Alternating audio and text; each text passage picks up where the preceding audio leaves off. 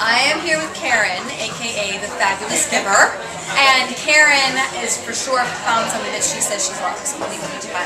I love this bowl right here, not only because it's colorful and it's something like that's so unique that if you had it in your home, it would definitely stand out.